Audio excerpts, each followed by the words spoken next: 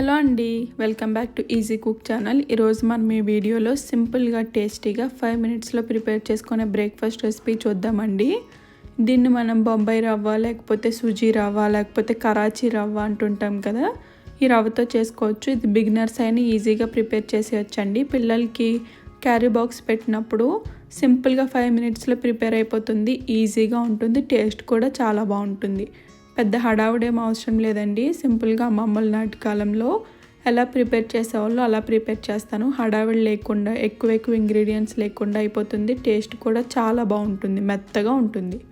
దీనికోసం ముందుగా స్టవ్ పైన ఒక బాండి పెట్టుకొని దీంట్లోని 2 టేబుల్ స్పూన్ల వరకు ఆయిల్ యాడ్ చేసుకోండి. ఆయిల్ కొద్దిగా హీట్ అయిన తర్వాత 1 టీ స్పూన్ వరకు మినపప్పు, ఒక 1/2 టీ స్పూన్ వరకు జీలకర్ర, అలాగే కొద్దిగా ఆవాలను కూడా యాడ్ చేసుకొని ఈ మినపప్పు కలర్ మారేంత వరకు బాగా ఫ్రై చేసుకోండి.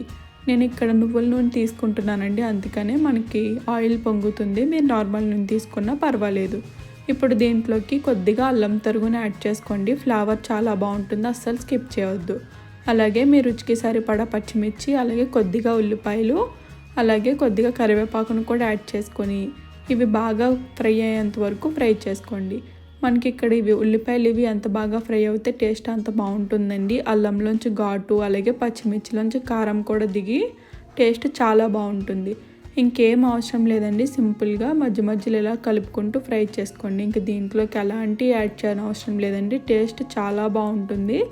ఉప్మా మెత్తగా నోట్లో పెట్టుకుంటే తెలియకుండా జారిపోతుంది.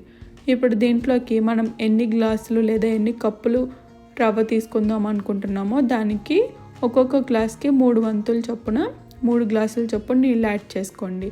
ఇప్పుడు దీంట్లోకి రుచికి సరిపడా ఉప్పును యాడ్ చేసుకొని నేను ఇక్కడ 2 గ్లాసుల వరకు నూకని తీసుకుంటున్నానండి, అందుకని 6 గ్లాసుల వరకు నీళ్ళను యాడ్ చేసుకున్నాను.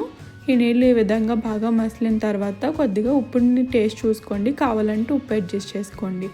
ఈ విధంగా కలుపుకుంటూ యాడ్ చేసుకోవాలండి. నూక డైరెక్ట్గా యాడ్ చేసినట్టయితే కనుక ఉండలు కట్టేస్తుంది.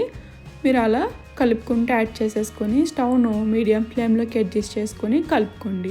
ఇలా ఒకసారి బాగా కలుపుకున్న తర్వాత మూత పెట్టి జస్ట్ 2 నిమిషాల పాటు ఉడికించండి.